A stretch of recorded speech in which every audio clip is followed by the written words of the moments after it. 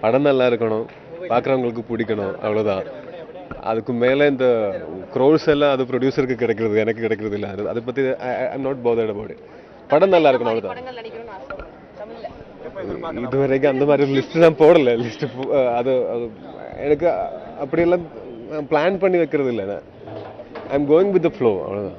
அதே மாதிரி சார் ரீசெண்டா இப்ப பாத்தீங்கன்னாவே எல்லா அந்த மாலிவுட் பிலிம்ஸ் எல்லாத்துக்குமே செம்ம ரெஸ்பான்ஸ் இருக்கு. இப்ப ரீசெண்டா பாத்தீங்கன்னா மஞ்சுமல் பாய்ஸ் ஆகட்டும், நீங்க நினைச்ச ஏஆர் படம் ஆகட்டும், எல்லா படத்துக்குமே தமிழ்ல பாத்தீங்கன்னா எஸ்பெஷலி ரொம்ப ரெஸ்பான்ஸ் இருக்கு. ஸோ இந்த ரொம்ப சந்தோஷம், எப்படி நீங்க ஃபீல் பண்றீங்க?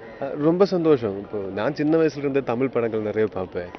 ஒரு 10th ஸ்டாண்டர்ட் அந்த டைமில் இருந்த நிறைய தெலுங்கு படங்கள் பார்ப்பேன். ஹிந்தி படங்களும் இந்த மாதிரி DD1 DD2லலாம் அந்த டைம் சின்ன வயசுலேருந்தே பார்ப்பேன். இப்போ யூஸ்வலாக அங்கே கேரளாவில் அந்த மாதிரி ஒரு கல்ச்சர் இருக்குது. எந்த லாங்குவேஜ் ஆனாலும் படம் நல்லா இருந்தால் பார்ப்பேன்.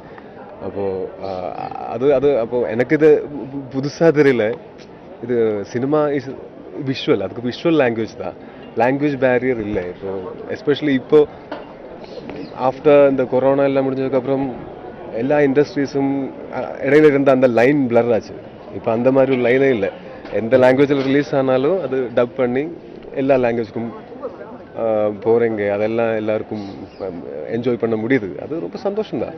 அது அந்த காலிவுட், டாலிவுட், மாலிவுட், அந்த சாண்டல்வுட் அப்படியெல்லாம் இருந்தது இப்போ ஒரு இந்தியன் சினிமான்னு சொல்கிற அளவுக்கு அந்த லைன் பிளர் ஆச்சுன்னு நினைக்கிறேன்.